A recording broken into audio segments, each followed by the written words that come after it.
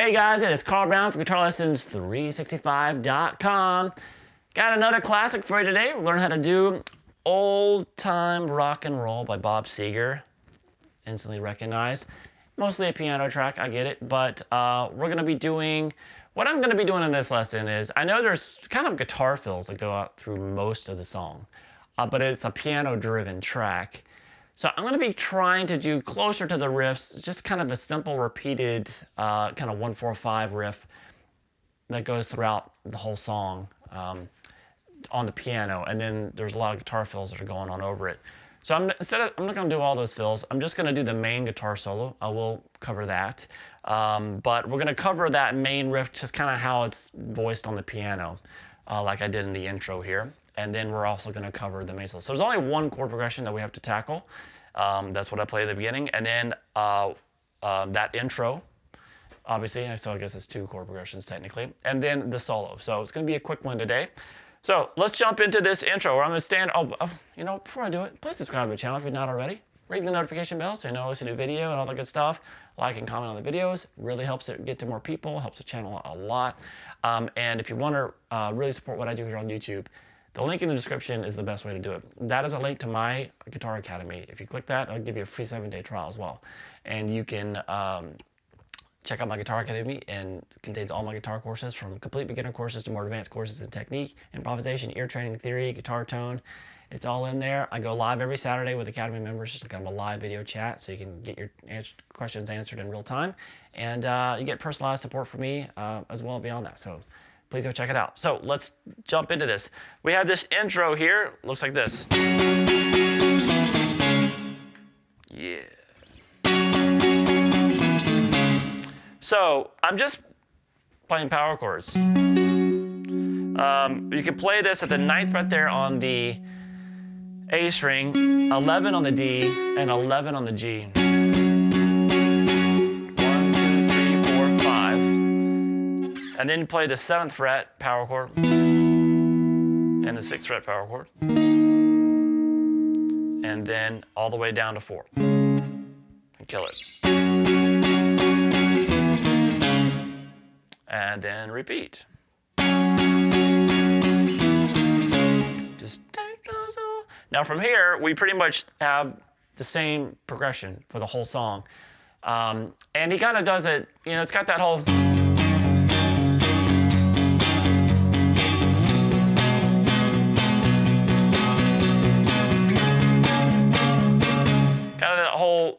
it was kind of like a laid-back Chuck Berry thing for the whole song.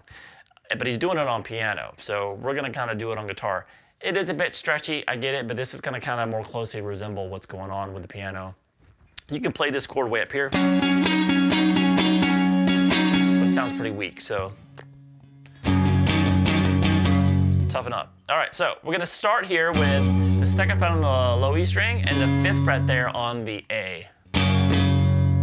So you're going to play that, and then the little figure that he's going to be doing on all these chords is you're going to reach up and grab with your pinky this. Now, if it's more comfortable to play this power chord with these two fingers, so you can just, it's not as much of a reach to get up top, this note 2 frets higher, you can practice.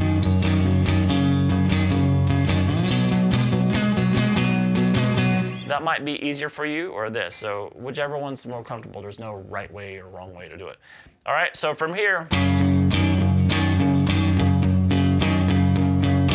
so you can see I kind of you just got to get that used to it. You can hear this rhythm on the, you know, usually when you see this kind of blues stuff, it's,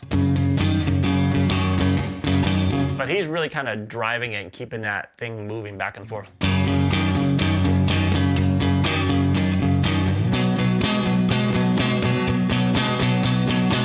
So it's just kind of,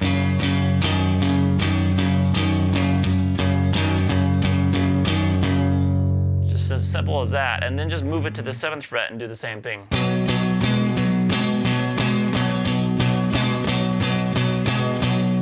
And then move it up to the 9th fret, same thing.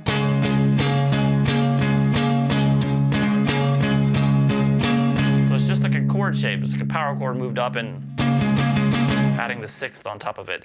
So then you go from this 9th fret back down to that F sharp, the 2nd fret.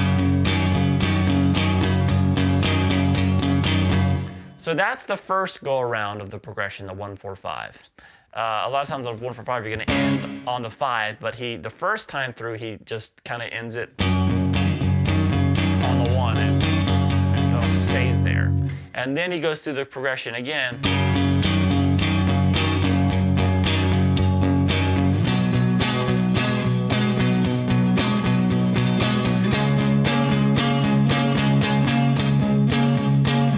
Back down the F sharp right here.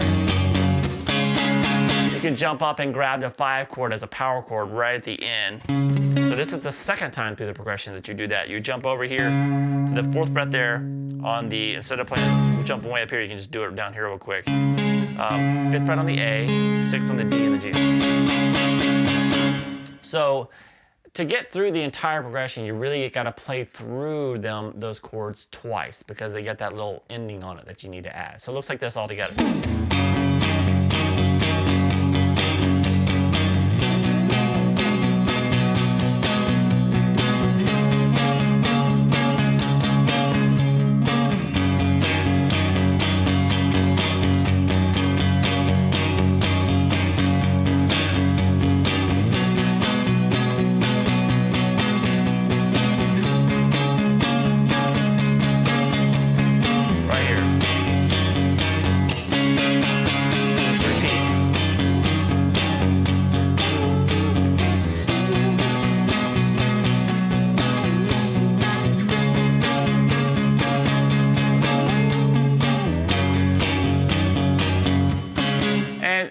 Right before the solo, I think it does jump up to the C, so that, for the most part, when he's doing vocals, he's gonna, for that chorus right there, when he just plays through the chorus that one time, he ends that chorus, so you don't have to do the progression twice, you just do it once, straight to that C sharp, because just in the chorus, but in the verse sections, he's gonna hang out on that F sharp and then start over. Sharp, but like I said, in the chorus, you can just end that on it every single time. So the only thing we really have left to check out is the solo. Now the solo is played by, well, they got this listed on Wikipedia as being Howie McDonald. I guess his actual name is Forrest Howard McDonald, the guy who kind of just dropped in the studio one day and did it. But he's a well-known blues guitar player, and he did a great solo here. So it's really quick, and he's playing all over the thing, but I'm just doing his main solo here. All right, so here we go.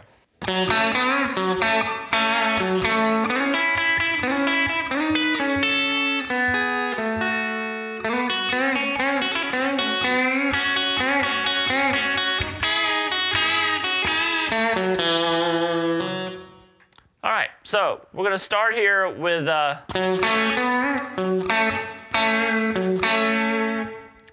so you kind of slide into that if you want. The 4th fret there on the D. And then you're going to play the 2nd fret on the G and the B together. And then you're going to bend up the 4th fret on the G string. And quickly grab that 4th fret on the D after you do that. Like that. So after you do that bend and quickly grab the 4th fret on the D again, you go back and hit those double stops twice at the 2nd fret on the G and the B. Back to the 4th fret on the D, and then back to those double stops. Then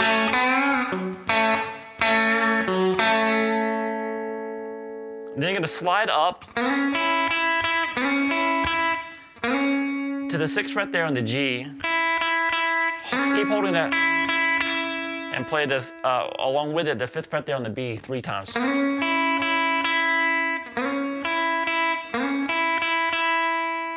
then slide back to the 6 again and pick that 5th fret with it twice.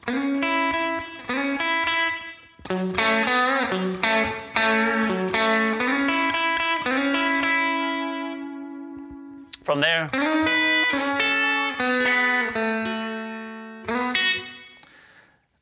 so that's going to be sliding into the 8th fret there on the, I'm hybrid picking. You can pick it. So that's going to be sliding into the 8th fret there on the G string, and play the 7th fret there on the high E string.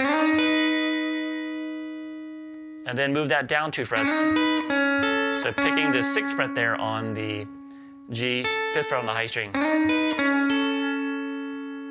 And kind of hold that briefly. Then take it down to 4 on the G, a 4 on the high E. And then the same thing down 2 frets.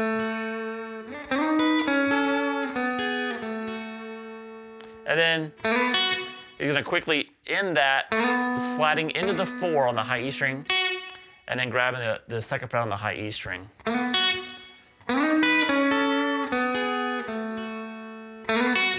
right, now here we have kind of a fast lick that takes us really to the end of the song.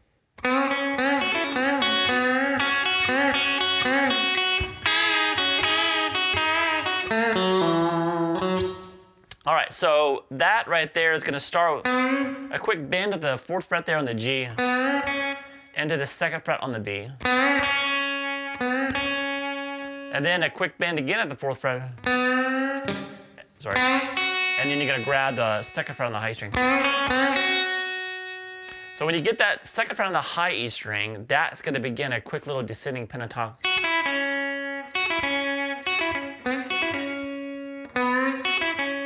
So that's 2 on the high E string, and then 5-2 on the B. So we have this.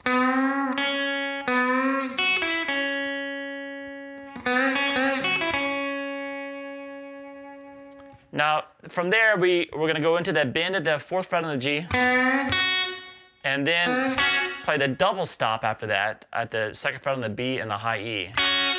And then what he does is a little bit of a longer bend, kind of holding that bend a little bit longer, and then you go back to the double stops, but this time you hit the double stops twice.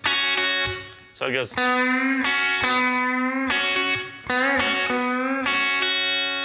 And then 2 more times with a bend on the G, kind of quicker bends with double stops hit twice up top. So we have this. 1 time with the double stops, and then a longer bend. Twice with the double stops, and then quick bends with 2 double stops. So.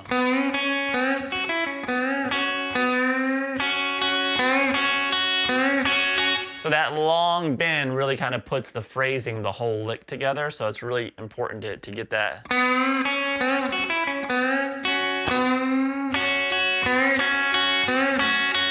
All right, so don't forget that long bend. That's going to really put those final double stops in the right spot.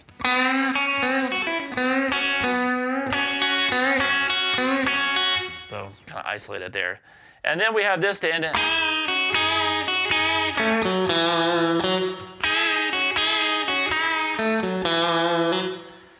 So that's more double stops here. You can do this with 1 finger. I don't like doing double stops unless I'm up here or something like that. I like playing a lot of the double stops that I have to do bends on with 2 fingers. So we're doing a slight bend and release. You're holding the double stops at the 4th fret on the B and the high E. Kind of bend them up a little bit. And then down to the 2nd fret across the B and the high E. So do that a couple times. And then when you come back for the 3rd kind of double stop bend and release at the 4th fret, it jumps down to the G string. Play that 2nd fret, kind of slightly dig in on it, bend it a little bit.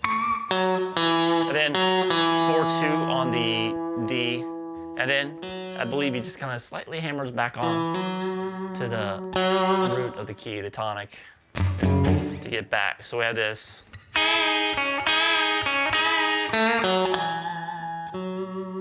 All right, so that is it for the solo, and like I said, it's the same progression. You just kind of keep rolling through that we did before. Same for the verse and the chorus, pretty much throughout the rest of the track. But it's a lot of fun to play, and just everybody knows this. Can't get more of a rock and roll classic than this one. But that solo is kind of tricky. It's got a lot of cool, unique things, a lot of double stops and bends, and kind of string, like larger kind of string skip kind of double stops with some hybrid picking if you want to use it. And so there's a lot to get into on that one. So it's a lot of fun. Hope you guys enjoyed it. I'll see you again soon for guitarlessons365.com.